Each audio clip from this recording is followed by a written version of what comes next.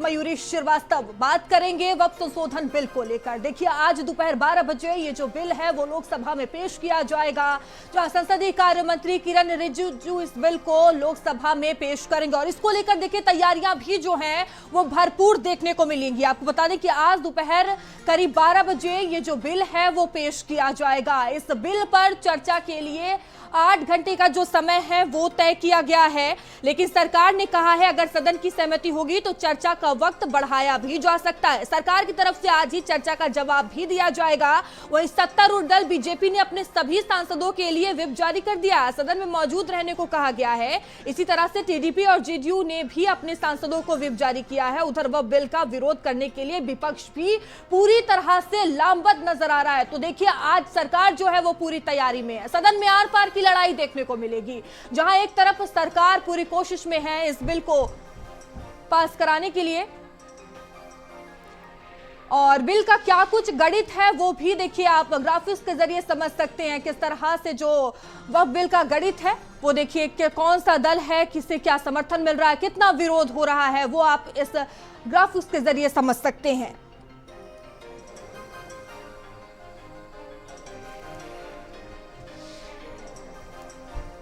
तो देखिए, मोदी सरकार जो है वो एकजुट नजर आ रही है। वह बिल पर कौन कौन साथ है ये हम आपको बता रहे हैं। बिहार एनडीए ने भी इस बिल का समर्थन किया है, तो किसका समर्थन मिला है वो हम आपको बता रहे हैं। जेडीयू और टीडीपी भी बिल के समर्थन में नजर आ रही है। तो देखिए, अच्छा खासा जो समर्थन है वो देखने को मिल रहा है। मोदी सरकार एकजुट है।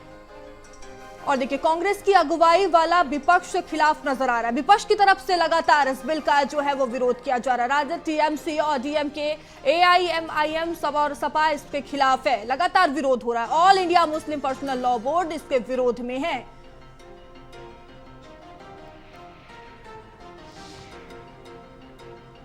वक्फ और ट्रस्ट की परिभाषा में बदलाव होगा। देखिए, वह बिल की बात की जाए और क्या कुछ इस नए बिल में बदलाव है वो हम आपको बता रहे हैं। वह बनाने की पात्रता, तो ये जो नया बदलाव है वो इसमें देखने को मिलेगा। वक्फ संपत्ति का पंजीकरण होगा,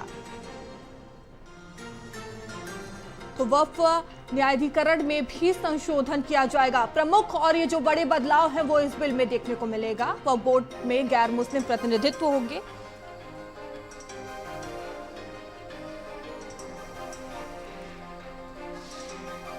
बैठकों में हमारे ओवैसी से लेकर के इमरान मसूद सब थे, और सबको करने के बाद आज उसको अमेंडेड फॉर्म में बिल लेकर के सरकार आ रही है। ये निश्चित तौर से एक ऐतिहासिक दिन है, क्योंकि 1995-2013 में जो एक संशोधन करके और जिस तरह से वक्फ को संविधान के ऊपर कर दिया गया था सेक्शन 40 में, तो आज वो आर्टिकल जो 14 का, आर्टिकल 19 का, आर्टिकल 300A का और आर्टिकल 21 का जो उल्लंघन था, आज उसको ठीक किया है। और आज इस बिल के पास होने से देश के गरीब, पसमानदा, आम मुसलमानों का इसका फायदा है। वक्फ मुस्लिम कल्याण दिवस के नाम से ये दिन जाना जाएगा, क्योंकि आज तक कभी भी वक्फ से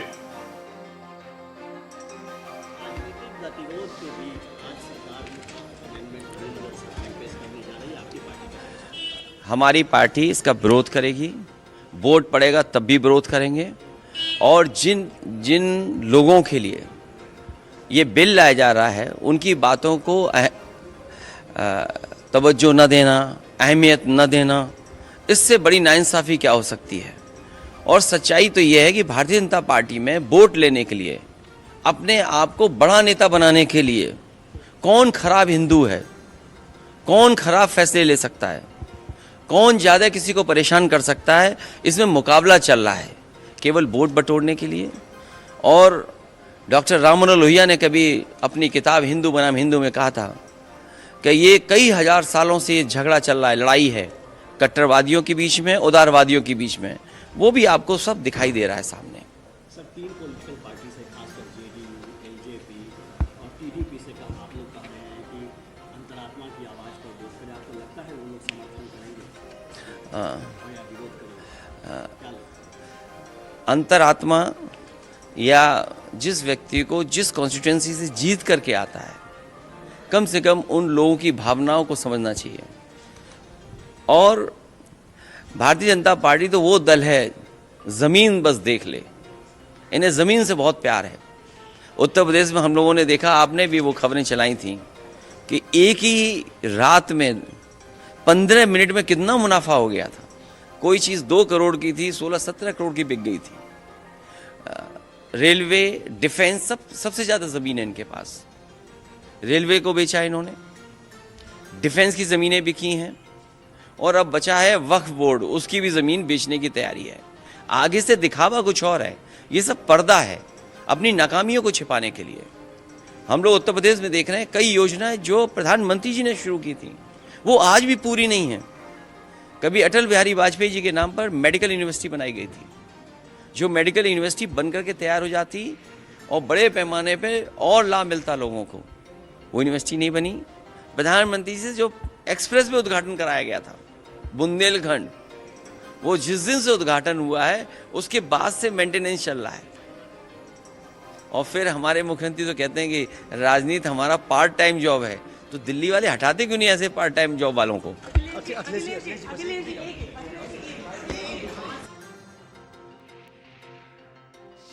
वक्फ संशोधन बिल आज पार्लियामेंट में पेश कर दिया जाएगा और हमें उम्मीद है कि इंशाअल्लाह पार्लियामेंट से वक्फ संशोधन बिल पास हो जाएगा और पास होने में कोई दिक्कत, कोई परेशानी नहीं होगी।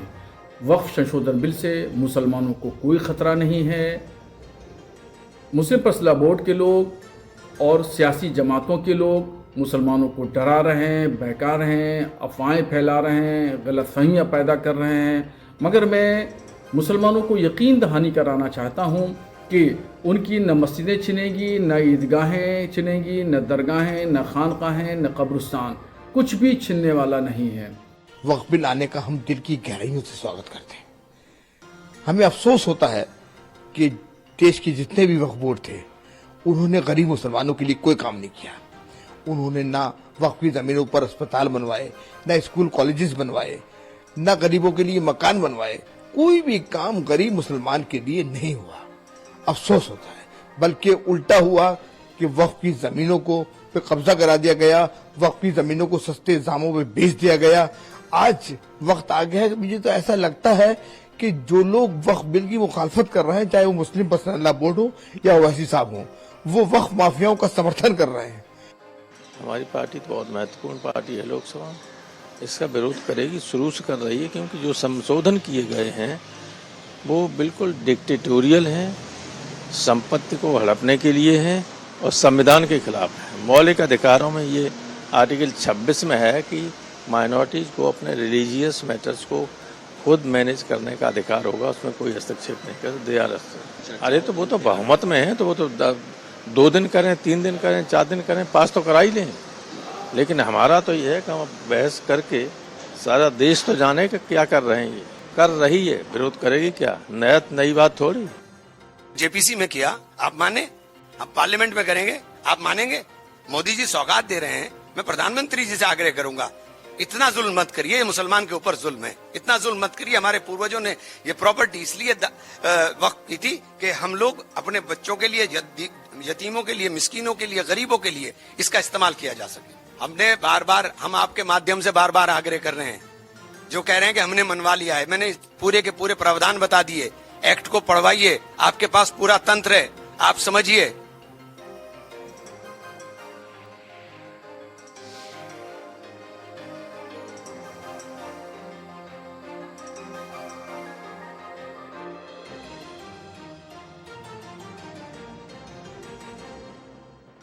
बिल को लेकर है और जो वार पलटवार है वो लगातार देखने को मिल रहा है। जिस तरह से हम सुन रहे थे, एक तरफ विरोध है तो दूसरी तरफ समर्थन है, सियासत जमकर की जा रही है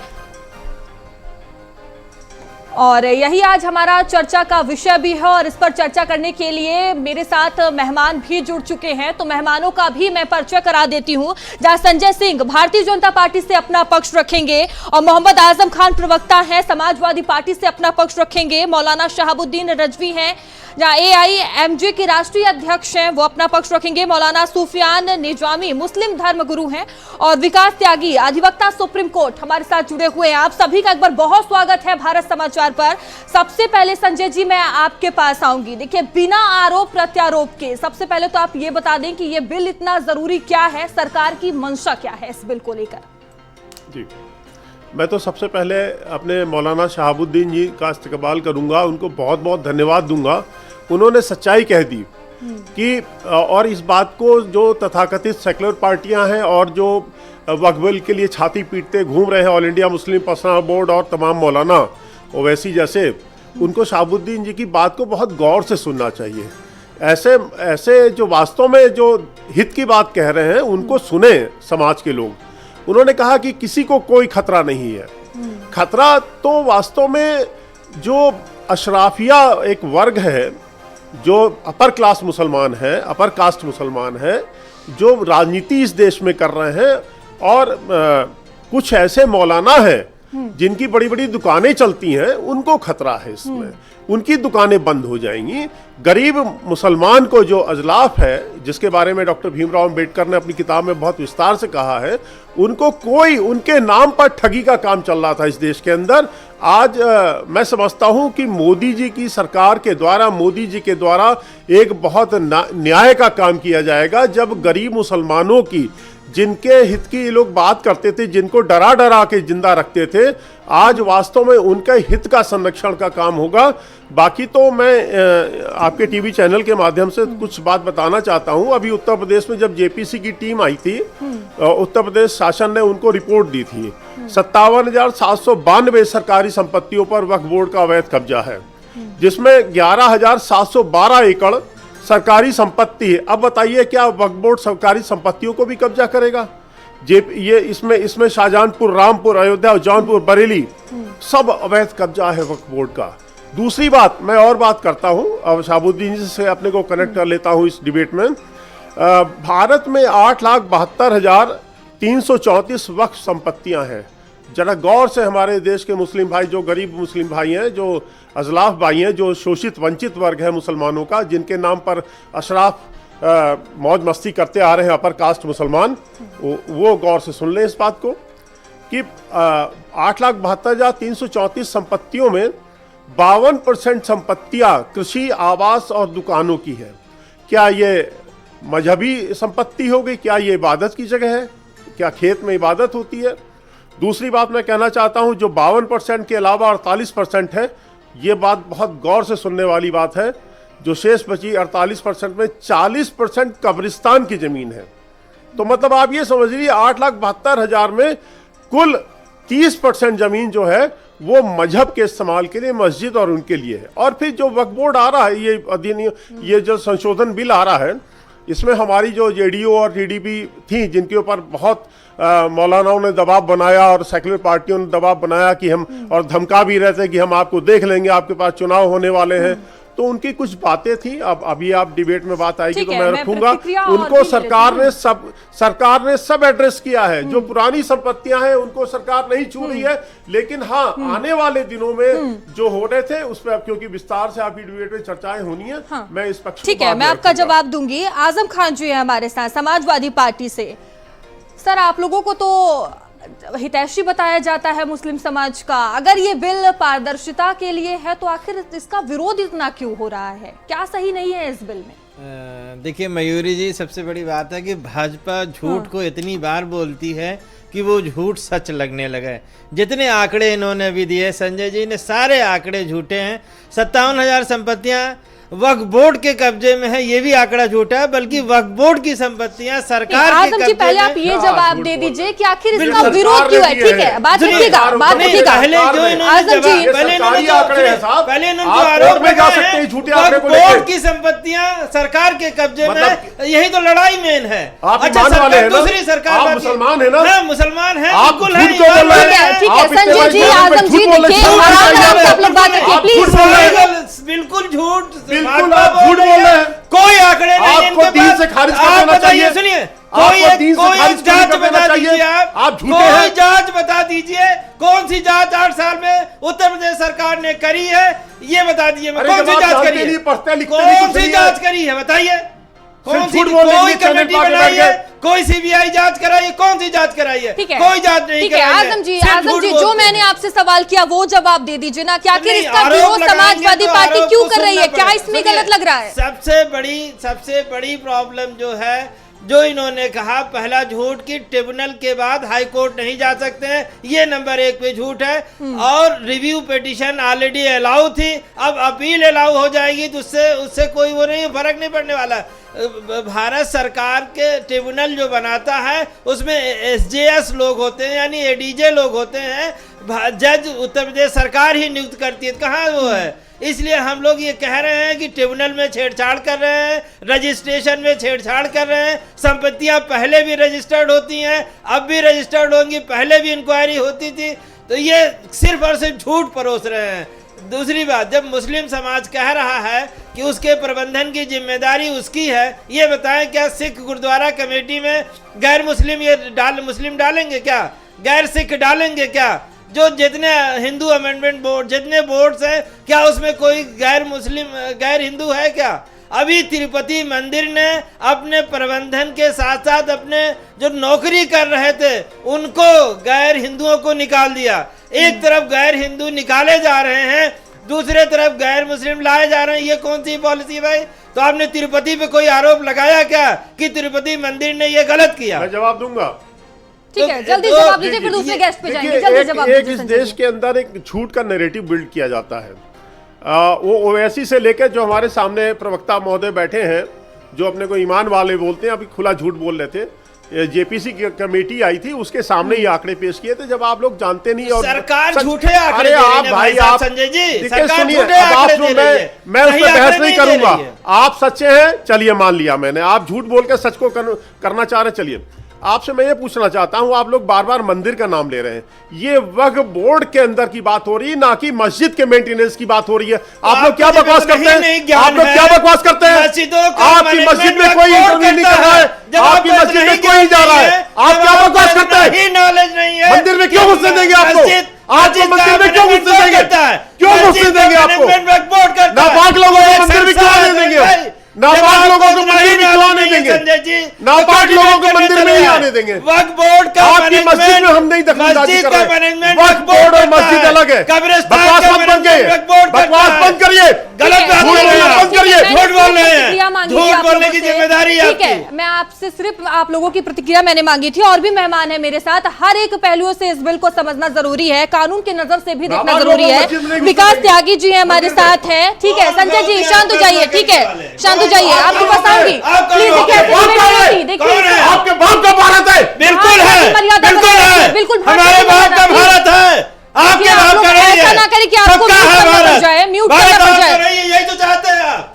आपने पाकिस्तान ले लिया था, जाइए वहीं। संजय जी, किसने ले लिया था? लोगों ने लिया पाकिस्तान। जाइए वहाँ पाकिस्तान।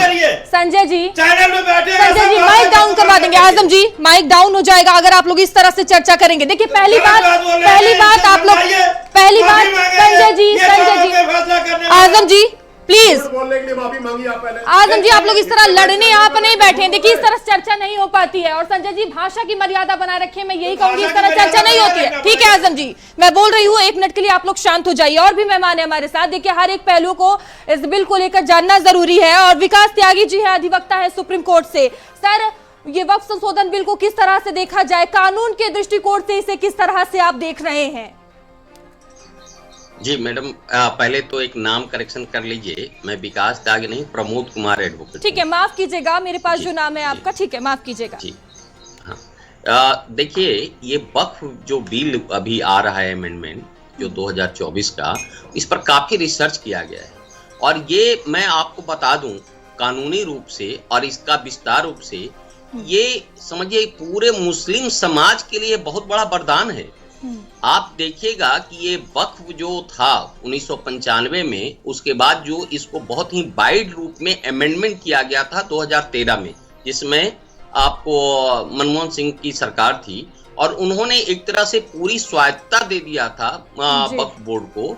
और इसमें कई ऐसे गांव था जो तमिलनाडु का है पूरा का पूरा गांव, बिहार का एक गोविंदपुर गांव है पूरा का पूरा, कर्नाटका का पूरा गांव एक जो है से, और यूपी का, इस तरह से कई ऐसे स्टेटों में जो वक्फ बोर्ड ने पूरा गांव को ही पूरा समझिए कि वक्फ प्रॉपर्टी में अटैच किया गया था। और इसमें नंबर्स ऑफ केसेस थे। और आपको बता दूं आश्चर्य के कि इसमें करीब 40,000 तो मुस्लिम लोग हैं जो वक्फ बोर्ड पर केस किए हुए थे, क्योंकि वो जहां जाते थे वो अपनी प्रॉपर्टी को कब्जा कर लेते थे और कहते थे ये मेरा है जी। रिजल्ट क्या होता था उसका कि वो जो वक्फ बोर्ड जिस पे हाथ डालता था, ट्रिब्यूनल में चूंकि उनके आदमी होते थे, अपनी मनमानी होती थी और पूरा का पूरा वो बिक नहीं पाते। यदि कोई बेचना चाहे अपना जमीन खरीद पर रोक तो वो नहीं कर सकता था, क्योंकि वो ऑलरेडी लिटिगेशन में आ जाता था। अब इसकी जरूरत क्यों पड़ी?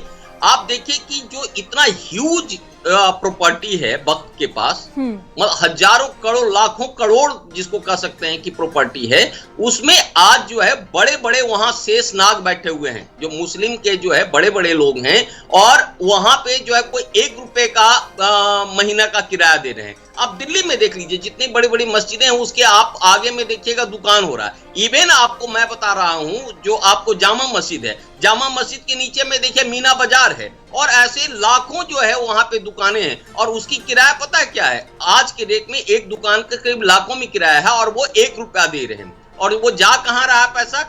वक्फ बोर्ड में जो चुनिंदा जो बड़े बड़े लोग हैं, वो एक गरीब का, एक्चुअली वक्फ बोर्ड जो बना था वो वक्फ का प्रॉपर्टी है, जो गरीब वहां अतीम है, जो विधवा है, जो बेबस है, उसके सहयोग के लिए बना था। ये अल्लाह ताला का प्रॉपर्टी है और अल्लाह ताला के सेवा में लगा हुआ है। लेकिन होता क्या है कि ये बड़े बड़े लोग, ये मुस्लिम कोई धर्म को मानने ही वाले नहीं है, ये अपना केवल पेट भर रहे थे और सारे जो वक्फ बोर्ड का जितनी भी प्रॉपर्टी है उस पर कब्जा किए हुए। आज जो विरोध हो रहा है इसी वजह से हुआ। लेकिन ये सौभाग्य है कि ये मोदी सरकार ने आकर के ये पहली बार हुआ है कि मुस्लिम के कल्याण के लिए जो बड़े बड़े जो काफी संख्या में यतीम है, विधवा है, गरीब हैं, अनाथ हैं, ठीक है सर, और भी मेरे साथ मेहमान है, माफी के साथ आपको रोकना चाहूंगी, और भी मेहमान है, वक्त की थोड़ी कमी है, लौटूंगी आपके पास। ठीक है, हमारे साथ शहाबुद्दीन जी है, मैं आपके पास आऊंगी। देखिए, वक्फ बोर्ड पर पारदर्शिता और जवाबदेही बढ़ाने का इस बिल को बताया जा रहा है, किस तरह से आप इस बिल को देख रहे हैं, कितना सही है सरकार का ये कदम? देखिए मोहतरमा, आज वक्फ संशोधन बिल जो है पार्लियामेंट में पेश कर दिया जाएगा, और हम तो उम्मीद रखते हैं और खुदा से दुआ करते हैं कि अल्लाह करे ये संशोधन बिल जो है वो पास हो जाए। और उसकी वजह यह है कि देखिए, संशोधन ये कोई आज नया नहीं हो रहा है। 1955 में हुआ, और फिर 93 में हुआ, फिर 13 में हुआ, और यानी इस तरीके से कांग्रेस की गवर्नमेंट में 4 से 5 मरतबा संशोधन हुआ है, और ये 100 साल का पुराना कानून बना हुआ है। और आज मौजूदा हुकूमत में अगर संशोधन हो रहा है, जरूरतों के हिसाब से, हालात के तकाजे हैं, जरूरत है, तो इसमें कोई हर्ज की बात नहीं है, कोई एतराज की बात नहीं है। हम तो समर्थन करते हैं कि वक्फ संशोधन बिल होना चाहिए और पार्लियामेंट में पास होना चाहिए। उसकी खास वजह क्या है वो मैं आपको बताऊं। उसकी खास वजह यह है कि हमारे बुजुर्गों ने जो जमीनें वक्फ की थी, उनका मंशा और उनकी मर्जी ये थी कि इससे होने वाली आमदनी गरीब, कमजोर, लाचार, यतीम, बेवा मुसलमानों में खर्चा की जाएगी, और उससे उनके उत्थान, उनकी तरक्की और फलाह बहबूद के काम होंगे, एजुकेशन के काम होंगे, स्वास्थ्य के काम होंगे, मस्जिदें बनेगी, मदरसे, कॉलेज, स्कूल बनेंगे, उनका रख रखाव होगा। मगर वक्फ बोर्ड के चेयरमैन, उसके मेंबरान, संबंधित अधिकारी, इन लोगों ने भू माफियाओं से मिल करके करोड़ों की जमीनों को रोड़ियों के भाव बेच दिया, और सारी जमीनें खुर्द-बुर्द कर दी, और इस असल मकसद में नहीं खर्चा हुआ।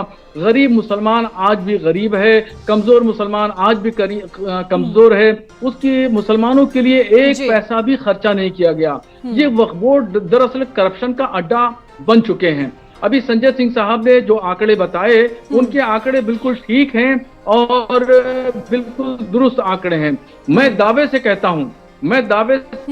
हूं आपके चैनल के माध्यम से, अगर जायज तरीके से और सही तरीके से वक्फ की आमदनी को सही तरीके से गरीब मुसलमानों पे खर्चा किया जाए, तो पूरे भारत से, मोहतरमा दावा कर रहा हूं, पूरे भारत से मुसलमानों की गुर्बत खत्म हो सकती है।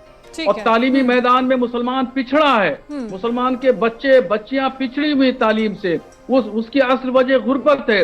ये तालीमी पिछड़ापन, तालीमी पसमानदगी दूर हो जाएगी। जी। मुस्लिम बहुल क्षेत्रों से इतना पैसा वक्फ बोर्ड के पास में है कि मुस्लिम अक्सरियती इलाकों से में स्कूल खुलेंगे, कॉलेजेस खुलेंगे, मदरसे खुलेंगे, ठीक है। मस्जिदें खुलेंगी। मस्जिदें, उनका रख रखाव ठीक है। शानदार तरीके से होगा। फिर आप समझ लीजिए जो रोड और चौराहों पर, ट्रेनों में और बसों में चलिए, ठीक बुर्कापोश है। खवातीन भीख मांगती हुई नजर आती हैं। कोई भी मुसलमान बुर्कापोश खातून ठीक है, या पूरी कोई तरह भी से दाढ़ी समर्थन वाला, है टोपी आपका। हम, वाला मेरे साथ और भी मुसलमान मेहमान जो हैं, है वो मौलाना सूफियान भीख जी मांगता है। हुआ आप नजर इस नहीं बिल को आएगा। किस तरह से देख रहे हैं? अगर सरकार संपत्तियों की जो पारदर्शिता है वो सुनिश्चित करने की तैयारी में है, तो क्या इसका विरोध होना चाहिए या फिर ये सही कदम है सरकार का? किस तरह से आप इसका देख रहे हैं?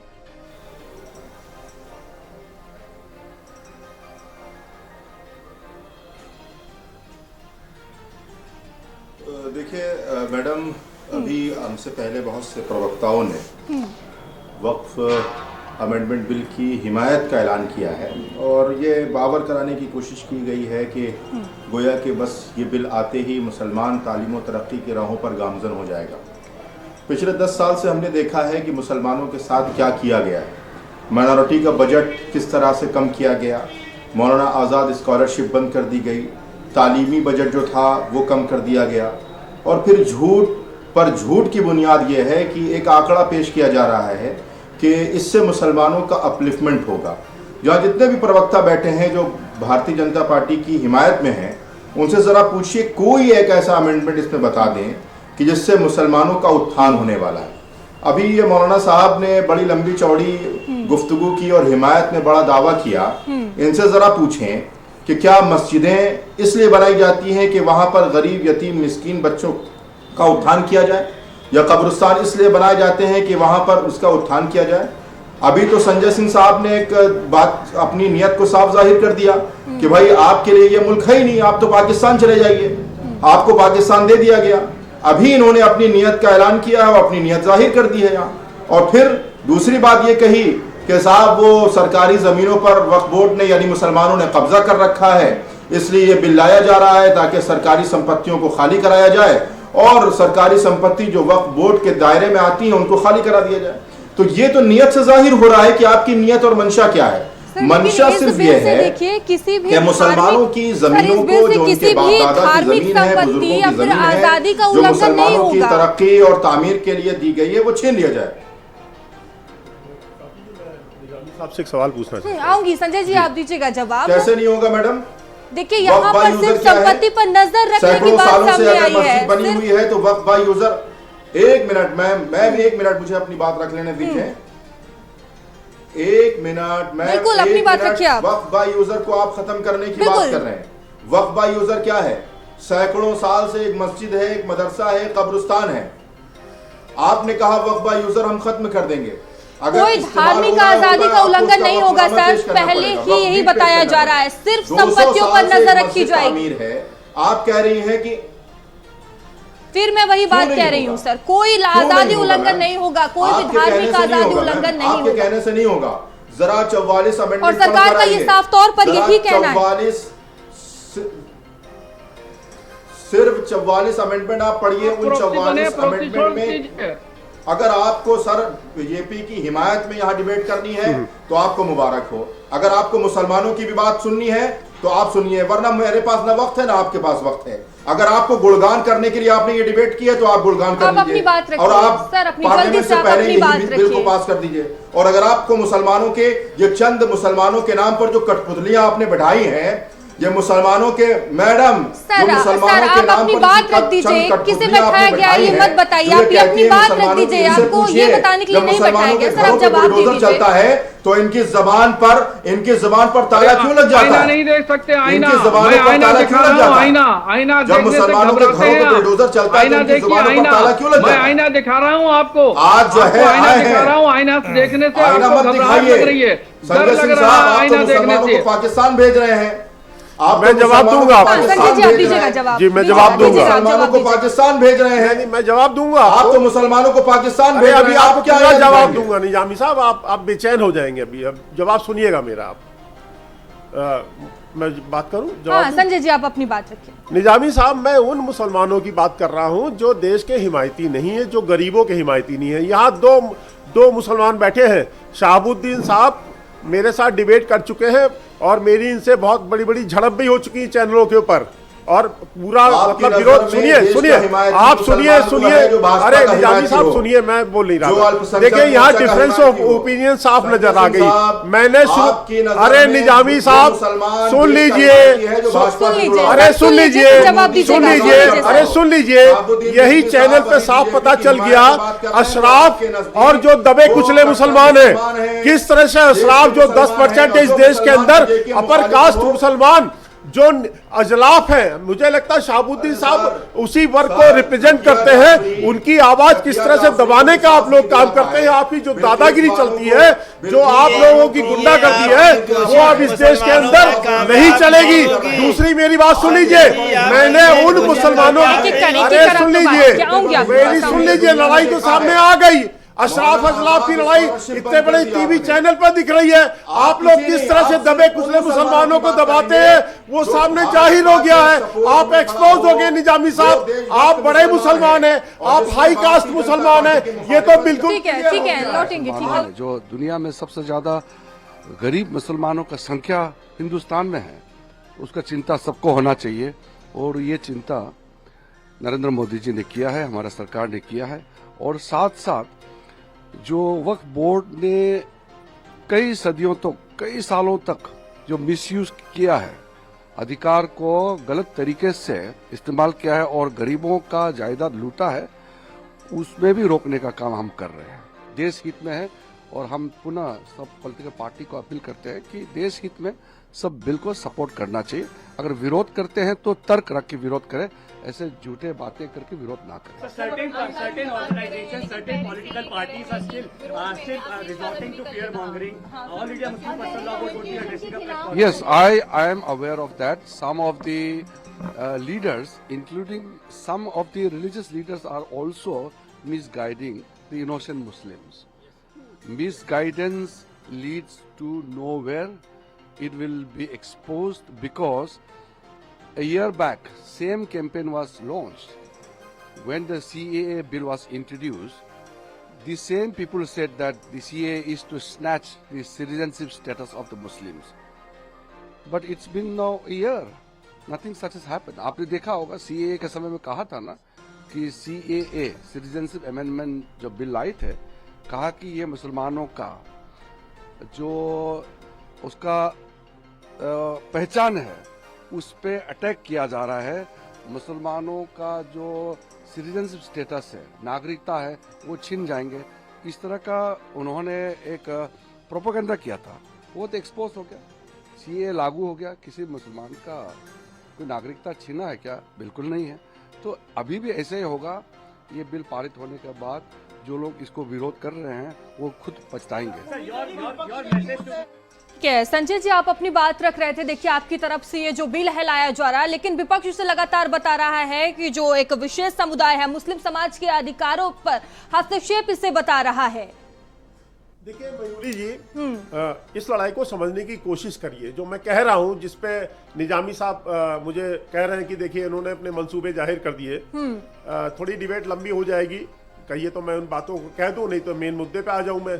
तो है क्या, ये जो अशराफ वर्ग है, मैं बार बार बोल रहा हूँ, जो अशराफ वर्ग है, जो कुल 8-10% है, जिन्होंने पाकिस्तान बनाने में भूमिका निभाई थी, वो इस देश पे इन संपत्तियों के कब्जेदार हैं। अजलाफ जो जिसके बारे में डॉक्टर भीमराव अंबेडकर ने अपनी पुस्तक पाकिस्तान या भारत के विभाजन में बहुत विस्तार से 34-35 जातियां बताई हैं, वो आज भी गरीब, शोषित और वंचित है। ये अशराफ वर्ग जो बड़े मौलाना है, जैसे मदनी साहब है, हमें लगता है निजामी साहब भी उसी वर्ग, उसी क्लास से आते हैं, ओवैसी जैसे लोग और तमाम और नाम है, मैं ले सकता हूं, वो ये राजनीति चलाते हैं इस देश की।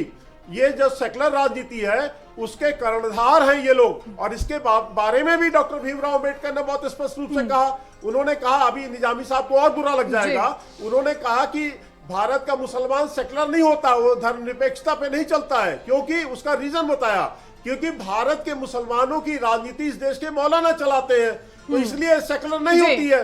जी। तो निजामी साहब हमें लोगों को पाठ मत पढ़ाइए। ठीक है, आप संजय जी, लोगों को माफी हम के लोग साथ अच्छी तरह आपको से रोकना पढ़ चुके हैं। चाहूंगी, ठीक है। आपके दिल में क्या है सब जानते हैं हम लोग। संजय जी। अब आप बेवकूफ नहीं बना सकते इस देश के संजय जी, हिंदुओं को। ठीक है, और माफी के गरीब साथ आपको शोषित रोकना वंचित चाहूंगी। ये मुसलमानों को। चर्चा लगातार जारी रहेगी, फिलहाल रुकेंगे अब आपका छोट समय गया। ठीक है, अशराफ फिलहाल रुकेंगे मुसलमानों छोटे का से समय ब्रेक के गया। लिए, जल्द लौटेंगे।